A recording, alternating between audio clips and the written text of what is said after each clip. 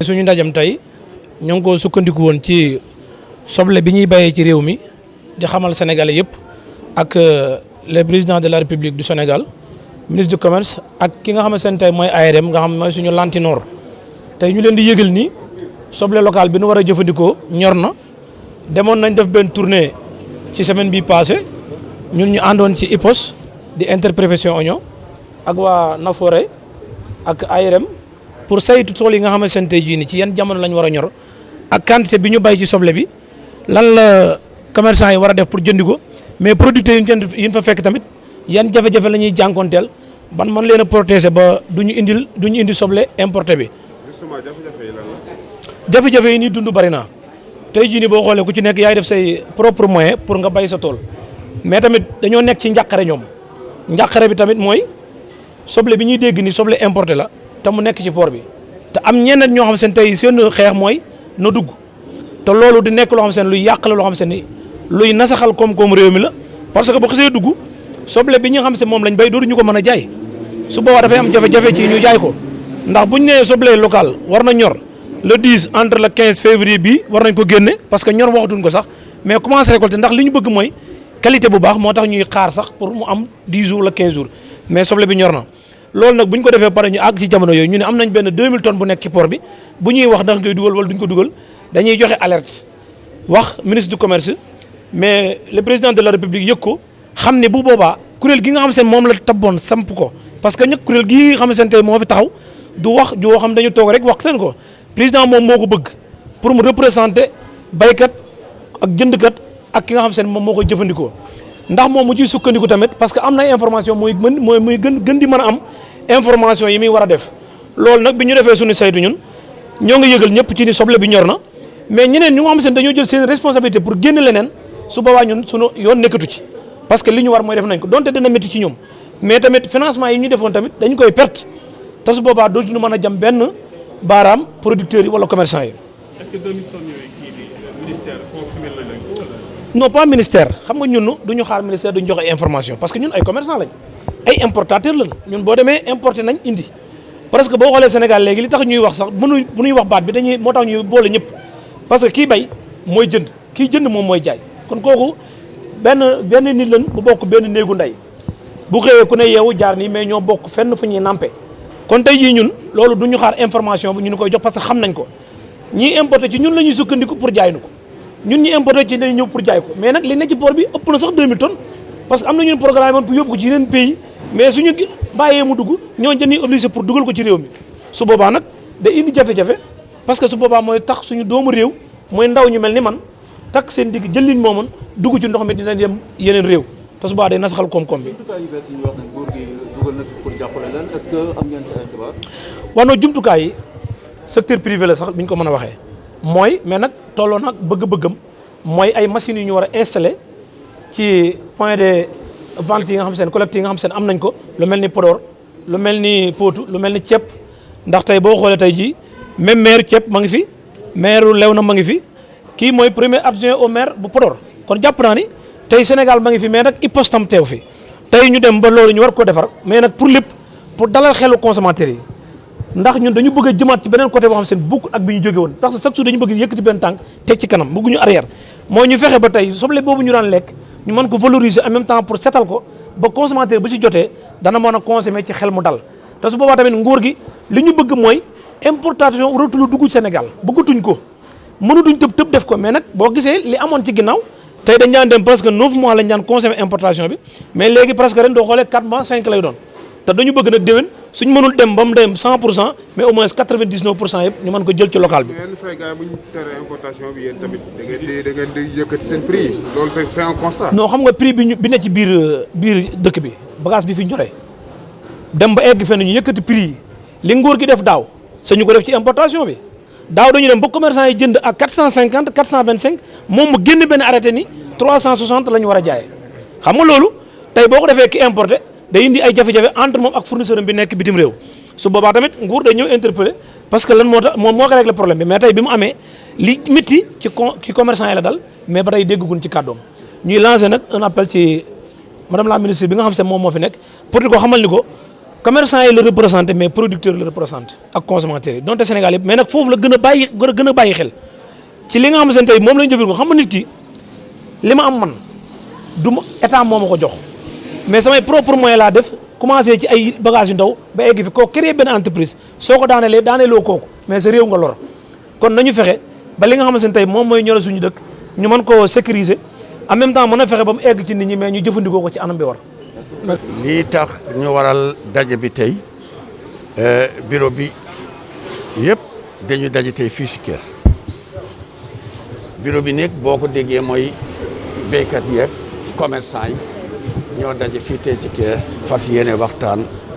mbiru mbéy mi ak njaay mi dañu yëga rek waa Sénégal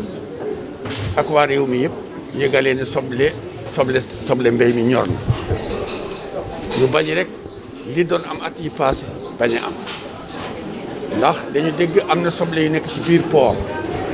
réew mi yëpp ñoral nañu soble tàmbalee ci vallée de fleuve Sénégal ba ci ñaay bi yëpp soble bi ñor na comme que ñor na nekk ñuy ñaan ministère bu commerce ak gouvernement Sénégal bi yëpp ñu bàyyi seen xel ñu wéy ci soble boobu ñu bàyyi ci xel ndax kat béykat yi def nañu lii leen chef de l'État waxoon béy leen ba ngeen am 350 000 tonnes am nañu 480 000 tonnes année 2020 te fas nañu yéene ren passé loolu nag ñu bàyyi leen xel ñu bàyyi seen xel ci béykat yi soble bi ñor te bu ñu wàccee fii benn saako bu wàccee ci territoire Sénégal mbéy mi yëpp dana yàqu béykat yi daan ci yàqu lu rëy te loolu état war na koo moytu képp koo xam ne yaa ngi yëngatu ci état Sénégal maa ngi alerte président ci boppam Macky Sall son excellence ñu bàyyi xel ne nañu bàyyi soble biir réew mi soble local bi ñu jaay ko ba mu jeex commencé na mu ngi ci marché yëpp tey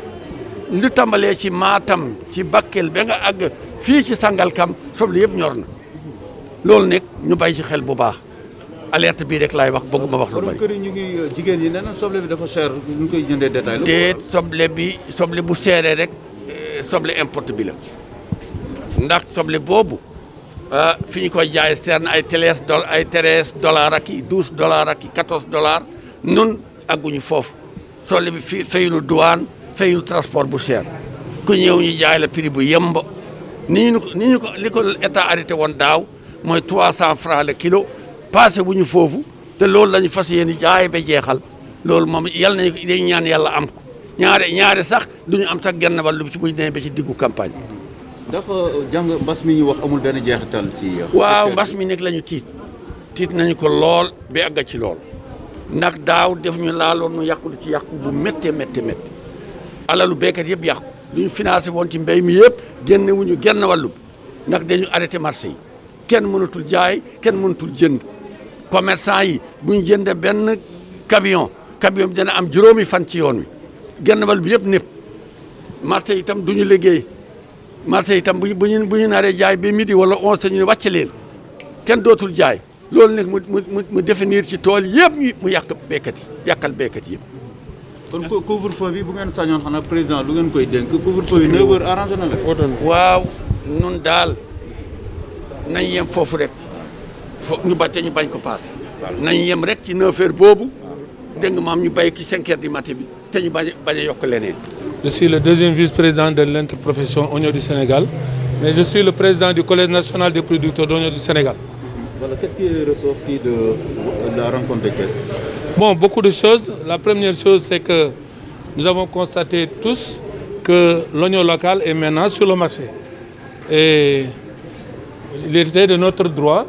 de se rencontrer pour donner l'assurance au peuple sénégalais et aux autorités sénégalaises pour prendre les bonnes décisions. Pour dire qu'il y a de l'oignon local qui peut être dans le marché au mois de février. Et en quantité suffisante? En quantité suffisante. Combien de tonnes? Non, je ne veux pas m'aventurer en disant, mais je sais que dans toutes les localités, il y a de l'oignon local. Moi, je viens de Podor. Hier, vous arrivez à Boubé, vous croyez que c'est le Louma. Il y avait beaucoup de l'oignon local. Et d'autres qui prévoient, qui doivent venir la semaine prochaine. Donc, on peut s'assurer qu'il y a de l'oignon local. Nous avons fait une visite il y a une semaine